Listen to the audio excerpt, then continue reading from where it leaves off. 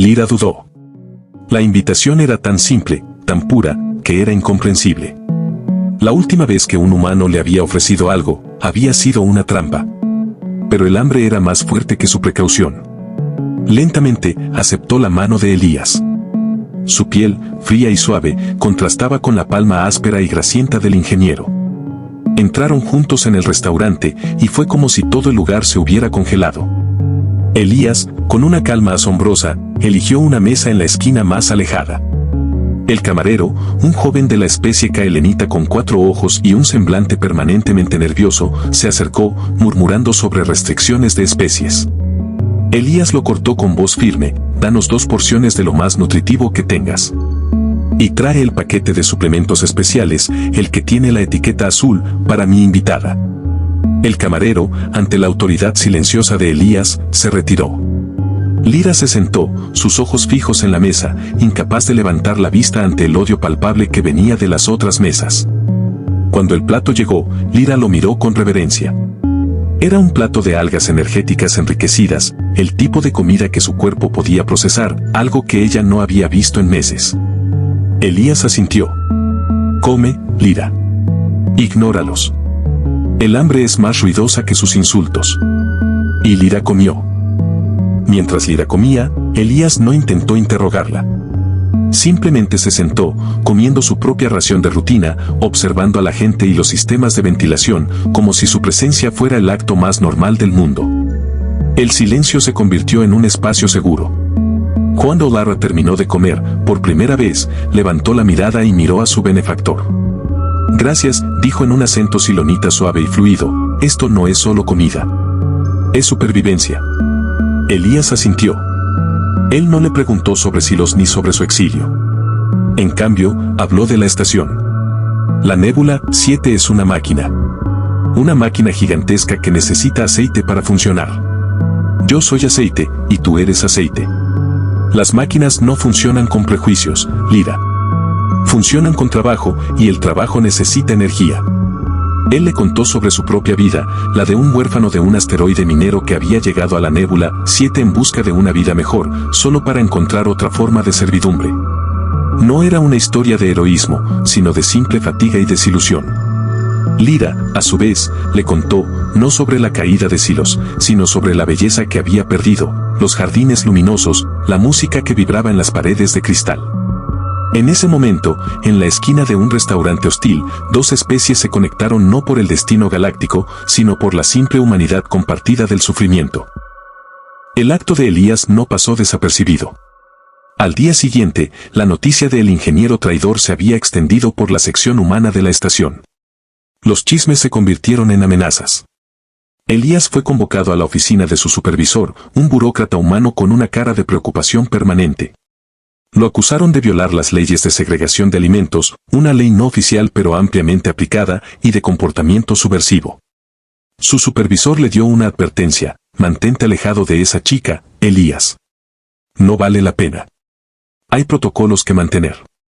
Pero las amenazas no terminaron ahí. Lyra también sintió la presión. El capataz de la fábrica de desechos la puso en los turnos más peligrosos, reduciendo su paga y negándole el acceso a las duchas.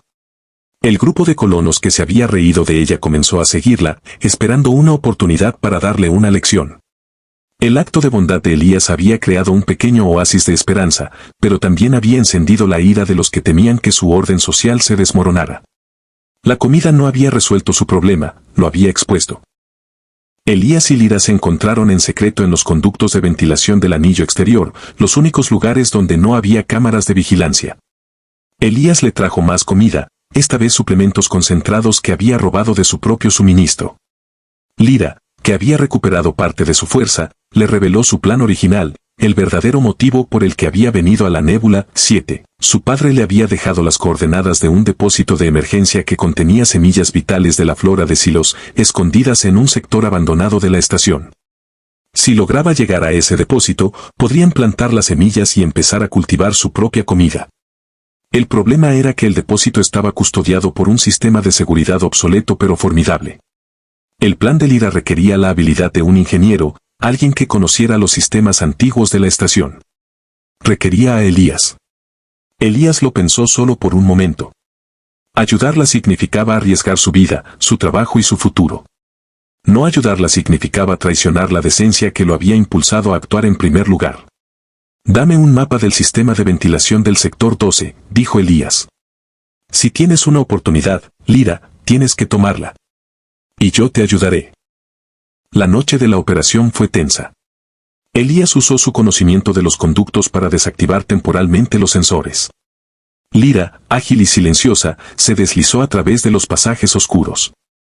Lograron llegar al depósito. Dentro, en un pequeño contenedor criogénico, estaban las semillas, el futuro de Silos en un puñado de polvo orgánico. Mientras Lyra tomaba el contenedor, la alarma sonó, el grupo de colonos la había rastreado. Tuvieron que luchar para salir, no con armas, sino con ingenio y la pura desesperación de la supervivencia. Elías, usando su llave de acceso de mantenimiento, selló una puerta detrás de ellos. Lyra, ya con las semillas, no podía quedarse. La estación era ahora demasiado peligrosa. Elías consiguió un contacto, un piloto de carguero dispuesto a llevarla por un precio. En el hangar, antes de que Lyra subiera a la nave, se despidieron. Lyra no tenía créditos que darle, pero le dio algo más valioso, un pequeño cristal de Silos que brillaba con una luz interna, un recuerdo de su hogar. «Es una promesa», dijo Lyra, «una promesa de que la bondad es más fuerte que la galaxia». Elías asintió. Él se quedó en la Nébula 7, un ingeniero solitario que había perdido su trabajo pero había ganado algo más.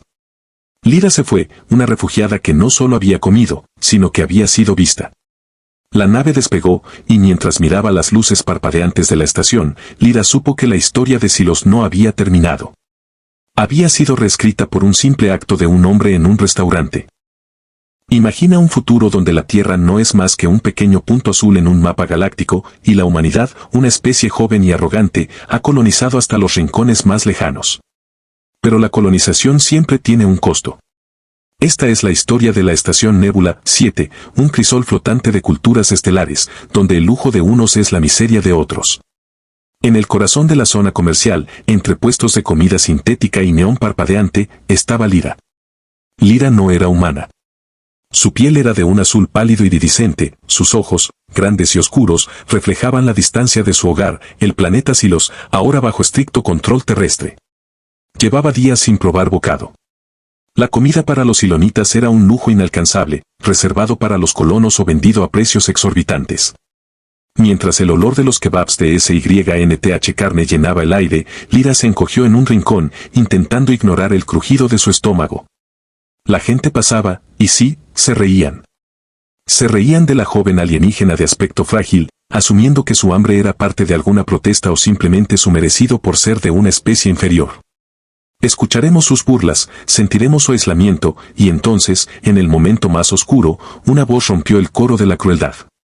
Una voz que provenía de un ser humano. Una voz que dijo la frase que lo cambiaría todo. «Ven a comer conmigo». Esta es una historia sobre prejuicios, sobre supervivencia y sobre el acto de bondad más radical en una galaxia dividida. Para entender la humillación de Lyra, debemos comprender de dónde viene. Silos no era solo un planeta, era un ecosistema de cristal y luz, famoso por sus poetas y sus ingenieros de energía solar. La llegada de la flota de colonización humana lo cambió todo. Los silonitas, pacíficos y sin armamento militar, fueron rápidamente subyugados. El Tratado de la Sombra, firmado hace 5 ciclos terrestres, despojó a los silonitas de sus recursos naturales, incluyendo la fuente de alimento vital para su especie. Lyra era la hija de un científico de Silos que se negó a cooperar. Ella logró escapar en un carguero oxidado con la promesa de encontrar un punto de apoyo en la galaxia, quizás en la Nébula 7, la gran estación de comercio neutral. Pero la neutralidad era una ilusión. Lyra llegó con poco más que la ropa que llevaba puesta y un miedo profundo. Su especie era despreciada, su lengua ignorada y su necesidad de alimento, una composición química específica que solo se encontraba en productos orgánicos raros de Silos o sustitutos muy caros, era vista como una debilidad exploitable. Su exilio no era la búsqueda de una vida mejor, sino la desesperada huida de la extinción. La estación Nébula 7 era un monumento a la disparidad. 10 anillos concéntricos giraban alrededor de un núcleo de energía, con el anillo exterior, el sector más sucio y peligroso, siendo el hogar de los refugiados y las especies sin estatus. Lyra vivía allí, trabajando en turnos extenuantes en una fábrica de procesamiento de desechos para ganar créditos que apenas cubrían su cuota de vivienda. El hambre era constante, una punzada que se había convertido en un zumbido sordo. Lo peor no era el dolor físico, sino la indiferencia pública. La segregación era sutil pero omnipresente. Los restaurantes tenían carteles, a veces literales, a veces implícitos, que prohibían la entrada a especies no registradas o sin solvencia. La risa que Lyra escuchaba era la manifestación del miedo humano a lo diferente, alimentado por la propaganda del Consejo Terrestre, que pintaba a los silonitas como vagos o, peor aún, como plagas. Los humanos se sentaban en el restaurante de comida rápida intergaláctica, el Cosmic Grill, comiendo porciones gigantes de nutrientes procesados, y miraban a Lyra, sentada afuera, con una mezcla de desdén y superioridad. El día anterior, Lyra había gastado su último crédito en un intento fallido de comprar un sintético alimenticio de baja calidad que su cuerpo rechazó inmediatamente. Su metabolismo silonita necesitaba compuestos específicos que solo se encontraban en la flora de su planeta, y los sustitutos del mercado negro eran a menudo veneno. Ahora, sin créditos, con el sol de la estación simulado a punto de ponerse, Lyra sabía que estaba al límite. La sensación de debilidad era tan intensa que su visión comenzaba a parpadear. Se sentó junto a la ventana del Cosmic Grill, no por desafío, sino por desesperación. El calor que irradiaba de las cocinas era un consuelo. Dentro, la gente comía y reía. Varios grupos de jóvenes colonos se dieron cuenta de su presencia, señalándola con el dedo y murmurando sobre parásitos y los. Uno de ellos, un chico de hombros anchos y una sonrisa cruel, tomó una porción de papas fritas y las tiró al suelo cerca de ella, riendo cuando Lyra ni siquiera se atrevió a mirarlas. En ese momento, Lyra no sintió rabia, sino un vacío profundo. Era la ruptura de su voluntad, la aceptación de su destino. Pero en el mismo restaurante, en una mesa apartada, había un hombre. Su nombre era Elías. Elías no era un colono. Era un ingeniero de mantenimiento de mediana edad de la vieja escuela, de aquellos que creían más en el óxido y los cables que en los nuevos protocolos de energía de fusión. Llevaba una chaqueta de trabajo gastada y su rostro reflejaba el cansancio de años de servicio en las frías profundidades de la estación. Elías había estado observando la escena. No era un héroe, ni un activista. Simplemente era un hombre que recordaba el valor de la decencia básica. Había visto la burla, la crueldad descarada del colono que arrojó la comida. Y lo había visto todo antes. Había visto cómo la estación, construida sobre la promesa de la unidad galáctica, se había convertido en un nido de prejuicios. Elías no tenía ningún amor particular por los silonitas, pero la simple, brutal falta de humanidad de sus congéneres lo golpeó.